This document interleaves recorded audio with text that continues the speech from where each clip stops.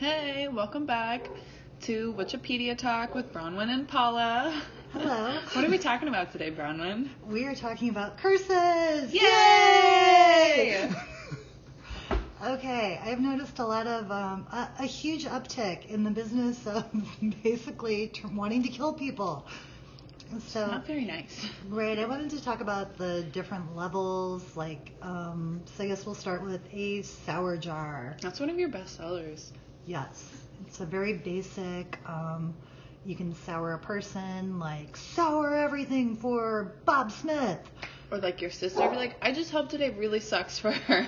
Right, or whatever you want to do. Or you can say, I don't know, I tend to get pretty creative with this one and say, I sour, I don't know, just to be bitchy, like, I don't know, I sour your favorite food for you. Or That's a good one. Yeah. That's a really good one. Or I don't know, people I hope you get a cold on like your most important day of your life. Yeah, or single men, sour masturbation. I mean, it's like... There's so many things you can go, like so many different routes. Right, so even though it's a lighter weight, it's basically going to take any fun, enjoyment, it's going to make it almost like a resentful activity, sour, bitter. You're going to take the joy out of something.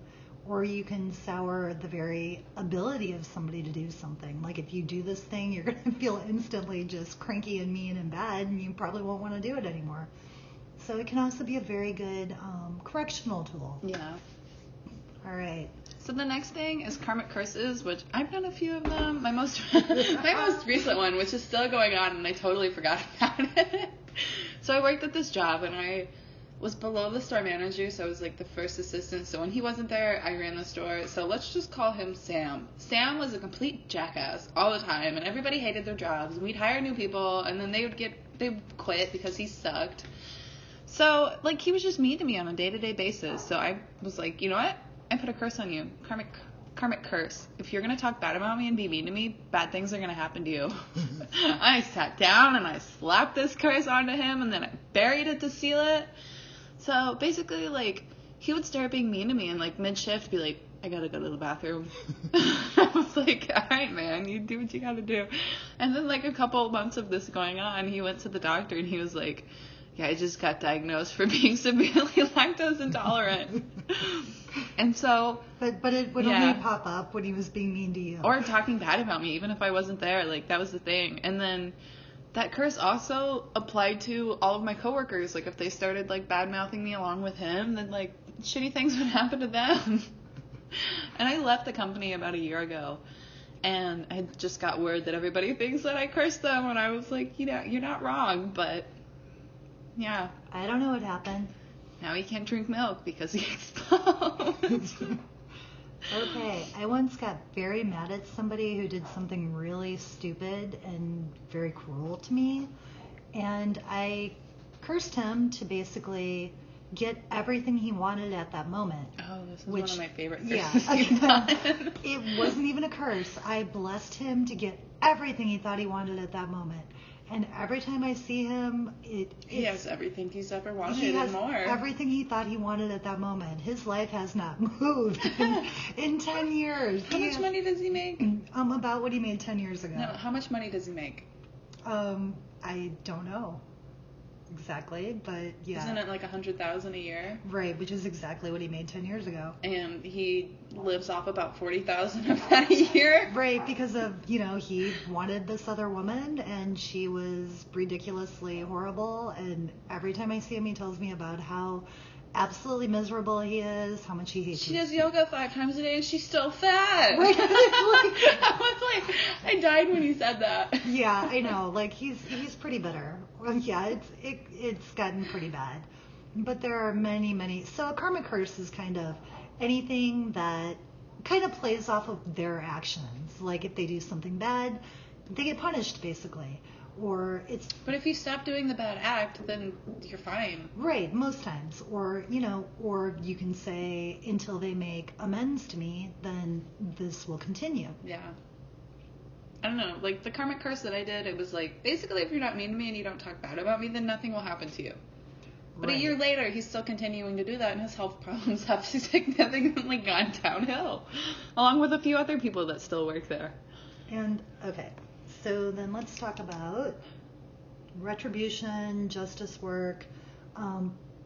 That's a more severe curse than the karmic. It really has nothing to do with what they do. It has nothing to do with their actions. They're not getting it off. It can have a time limit on it. And basically that's going to pick apart everything around them. It's going to like make people look at them like they're just total scumbags. It's going to, you know, drive away their girlfriend, boyfriend. It's going to ruin their life. Ruin their life, basically. Tear them down. For however long it takes. And on that one, generally, again, like there is a point where they can do better. Like, say they devote their life to helping orphaned blind puppies, then, you know, it's going to come off. It's not going to like continue to haunt them forever if they change their behavior again. There is absolutely nothing you could curse Mother Teresa with. Mm-hmm. I mean, she's a godsend. There's no risk factor. She's, you know, it's... And that's the same thing. Like, if you curse Betty Ann Grandma's down the street and she doesn't do much, then she probably won't die until, like, natural causes happen. If she doesn't do much, she's not very active, she isn't, like, ever in danger's way, then nothing weird. Like, she won't get hit by a semi because she doesn't drive. Right. So call, like, a sour jar a bad attitude. I want to give you a bad day, or like, I want this to be the shittiest week of your life, and I want you to lose $100 because your dog ran away and you have to pay for him to get out of the pound. Right. Or, again, back to the sour jar, there was one person who worked in a very specific field, so I basically soured everything to do with this item that this person worked with, that I'm not going to get too specific. But once I did that, that basically cost him his job, his career, and the ability to do said thing. So, you know, I mean, that can be powerful too. But, okay, so then retribution, justice, so dark curse. So the difference there would be, it has no reasoning. It doesn't care who you are, what you did. It doesn't care if you are Mother Teresa. It's going to destroy your health. It's going to destroy anything you take pleasure in. It's going to take your ability to get yourself out of it. It's going to... This is like the one for weird random car accidents and horrible mishaps. And somebody drove through your house and murdered you because you were sitting in the wrong place. Right. You were just like always going to be in the wrong place at the wrong time, and even the slightest risk factor, it's going to... escalate. It's just going to get crazy. Like that, I'm not even going to go into examples of that one, but basically anything that can go wrong, not like bad luck.